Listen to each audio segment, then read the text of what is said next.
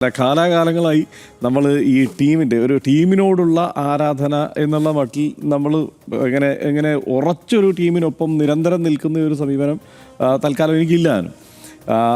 നമ്മൾ കളി കണ്ടു തുടങ്ങുമ്പോൾ ഈ ആദ്യമായി ടി വിയിൽ കാണുമ്പോൾ മറഡോണ രണ്ടാമത്തെ കളി കളിക്കുന്ന ഞാൻ കാണുന്നത്. അതായത് ആ മറഡോണയെ കണ്ടിട്ട് അതിൻ്റെ ഒരു ആവേശം ആണ് നമുക്കൊക്കെ ഉണ്ടായിട്ടുള്ളത്. അതുകൊണ്ട് സ്വാഭാവികമായിട്ടും ആ കാലത്ത് അതായത് അർജൻറ്റീനയുടെ കിരീടധാരണത്തിന് ശേഷം തൊട്ട് പിന്നാലെ രണ്ടാമത് പരാജയപ്പെടുന്ന മത്സരമുണ്ട്. ആ മത്സരമാണ് ഞാൻ കാണുന്നത്, ശരിക്ക് പൂർണ്ണമായിട്ടിരുന്ന് കണ്ടിട്ടുള്ളത്. അപ്പോൾ അന്ന് മുതൽ നമ്മൾക്ക് അർജൻറ്റീനയോട് ഒരു വലിയ ആരാധന സ്വാഭാവികമായിട്ടും മറഡോണയോട് ഒക്കെയുണ്ട്.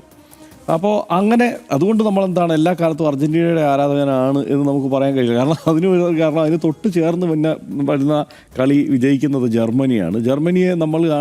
ജർമ്മനിയുടെ താരങ്ങളെല്ലാം അന്നത്തെ വലിയ ഗംഭീര താരങ്ങളാണ് ലോതർ മത്തേഴ്സിൻ്റെ നേതൃത്വത്തിൽ. അപ്പോൾ അവരെ കുറേ കൂടി നമ്മൾ ജയിച്ച് കാണുന്ന ടീമിനൊപ്പം കൂടുക എന്നുള്ളതാണല്ലോ ആദ്യം സംഭവിക്കുക. അപ്പോൾ നമ്മൾ കൂടുതൽ ജർമ്മനിയുടെ ഒപ്പമായിരുന്നു. ഇങ്ങനെ കേരളത്തിലെമ്പാടും ടെലിവിഷൻ വന്ന് തുടങ്ങിയ കാലത്തിന് മുമ്പ് കളി ആരാധകരുണ്ട്. എഴുതിയത് വായിച്ച് ഇങ്ങനെ ആരാധനയോടെ പത്രങ്ങളിലൊക്കെ വരുന്നത് ഇങ്ങനെ എഴുതി കാണുന്നത് വായിച്ച് ആരാധന ഉണ്ടായവരുണ്ട്. പക്ഷേ ടി വി വന്നതിന് ശേഷം ആരാധനയുടെ സ്വഭാവം മാറി. ഇവിടെ എന്താ പ്രശ്നം എന്ന് വെച്ച് കഴിഞ്ഞാൽ, എനിക്ക് തോന്നിയ ഒരു കാര്യം, കേരളത്തിൽ പ്രത്യേകിച്ച് ആദ്യം കേരളത്തിൽ നിന്ന് തുടങ്ങാമെന്ന് വിചാരിച്ചിട്ടാണ്. ഇവിടെ ഈ വേൾഡ് കപ്പിൽ സംഭവിച്ചിട്ടുള്ളത് എന്താണ്, ജർമ്മനിക്ക് ഒത്തിരി ആരാധകരുണ്ട് ഈ രാജ്യത്ത്. ജർമ്മനി നേരത്തെ പോയി, പ്രീ ക്വാർട്ടറിൽ എത്തുന്നതിന് മുമ്പ്. അതുപോലെ ബ്രസീൽ പുറത്തുപോയി, പോർച്ചുഗൽ പുറത്തുപോയി. അതായത് കേരളത്തിൽ ഏറ്റവും കൂടുതൽ ആരാധകരുള്ള താരങ്ങളോ അല്ലെങ്കിൽ ടീമുകളോ പുറത്തു പോയിട്ടുണ്ട്. പിന്നെ ഇപ്പുറത്ത് നിൽക്കുന്ന ഏറ്റവും കൂടുതൽ ആരാധകരുള്ള ഒരു ടീം ഏതാണ്?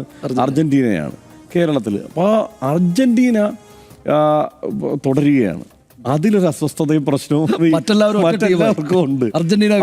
അർജന്റീനക്കാർ എല്ലാ കാലത്തും പറയുന്ന ഒരു കാര്യമുണ്ട്, രണ്ട് തരക്കാരെ ഇവിടെ ഉള്ളൂ. ഒന്ന് അർജന്റീനയ്ക്ക് പിന്തുണ പ്രഖ്യാപിക്കുന്നവരും പിന്നെ അർജന്റീന വിരുദ്ധരും എന്നവർ പറയും. ആ മട്ടിലാണ് ഈ വൈകാരിക പ്രകടനങ്ങളെയൊക്കെ നമ്മൾ കാണേണ്ടതുള്ളൂ എന്നാണ് എനിക്ക് തോന്നുന്നത്, ഇവിടുത്തെ ഫാൻസിൻ്റെ ബഹളമൊക്കെ.